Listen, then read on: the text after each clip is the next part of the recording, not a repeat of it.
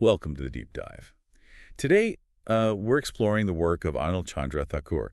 He was a really significant Indian author and poet, active from 1954 until 2007. That's right. A profound legacy. And interestingly, our sources today are a bit different. They are. We're looking at insights from this dedicated AI tool, the Anilchandra Thakur GPT, which is fascinating in itself. It really is. It's designed specifically to preserve his cultural and literary impact.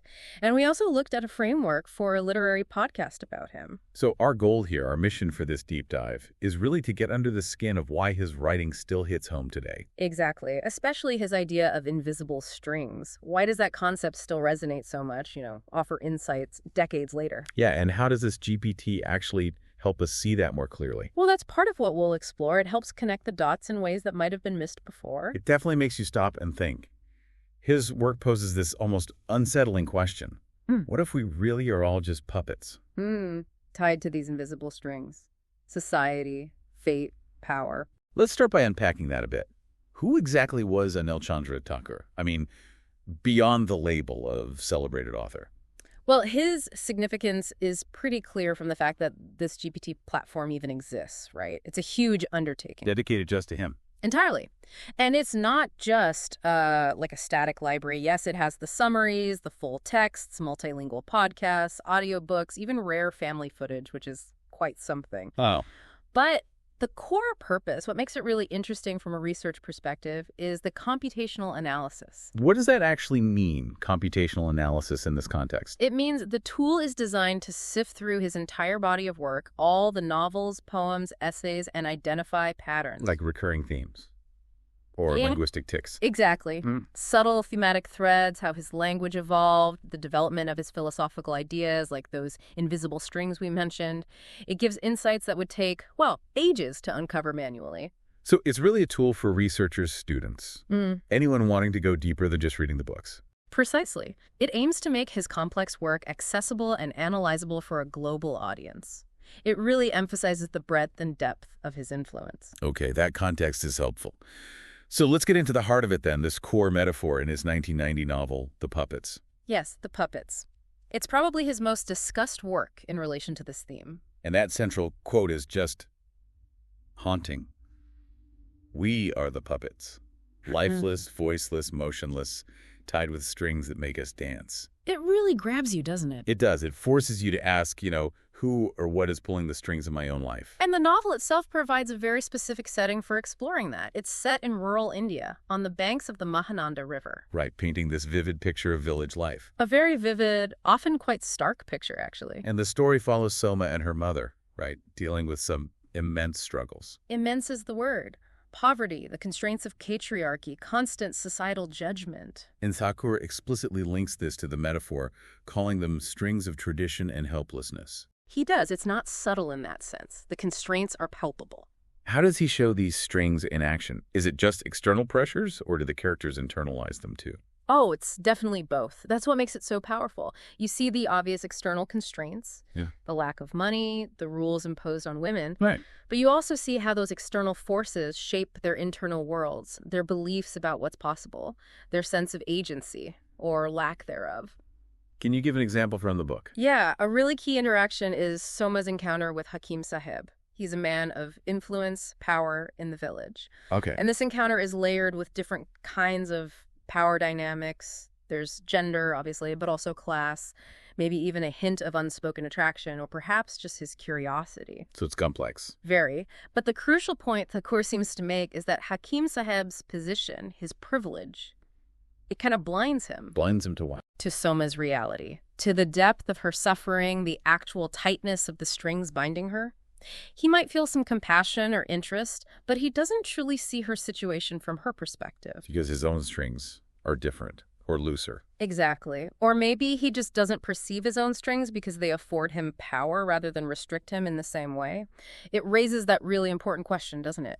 How often does privilege prevent genuine understanding? That's incredibly relevant. Yeah. Does the novel suggest any way out for Soma?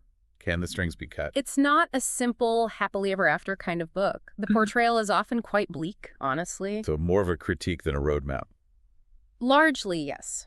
But there's this undercurrent of resilience. You see it in Surma and her mother. They endure. They find small ways to resist or just survive. It's not about grand liberation, perhaps, but their struggle itself seems to whisper this truth. Freedom isn't just handed over. It has to be fought for, inch by inch, or at least constantly desired. The quiet resistance. That feels very real. It does. And that insight, that struggle, transcends the specific setting of the Mahananda riverbank. Which brings us to today. I mean, it's almost uncanny how a novel from 1990 feels like it could be describing our lives now. Right. The specifics change, but the dynamics. So these strings today, what do they look like? You mentioned algorithms. Yeah, think about it. Social media algorithms literally pull our strings, don't they? Directing our attention, shaping what we see, how we feel, what we buy.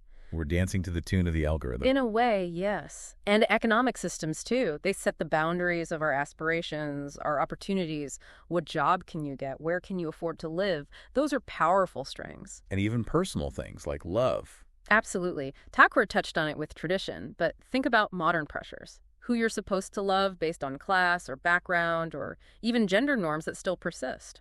We often find ourselves performing, dancing for others' approval, even in our most intimate relationships. So Thakur's characters, even in their specific struggles, are kind of showing us universal truths about power and control. Exactly. Their struggles encourage us to think critically about our own agency, or lack thereof, within the systems we inhabit. It's powerful stuff. Yeah. Now, we focused a lot on the puppets, and rightly so, but you mentioned he wrote other important works.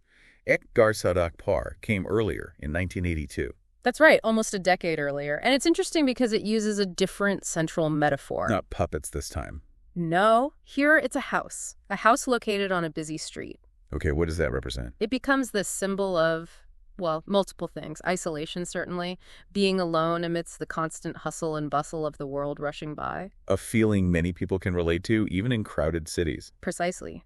But it's not just isolation. The house also represents a kind of sanctuary, a private space where hope can still exist, where resilience can be nurtured, despite the noise outside. So a contrast to the external manipulation in the puppets, more of an internal focus. I think so, yes. It shows Thakur exploring constraint and freedom from a different angle. If the puppets forces us to look at the external strings, Ek Ghar Sadak Par perhaps prompts us to consider our internal resources, our spaces of refuge. It definitely shows the breadth of his thinking. He wasn't just a one-metaphor author. Not at all. He was exploring the human condition from various perspectives, using different symbolic language to get at these deep truths about struggle, hope, and constraint. It adds another really important layer to understanding his work. Absolutely. So wrapping this up, we've journeyed through Anilchandra Thakur's literary world, guided partly by this fascinating GPT analysis. And it's clear his ability to reveal those subtle, powerful strings, the ones that connect us, but also the ones that constrain us, is quite remarkable. Truly insightful.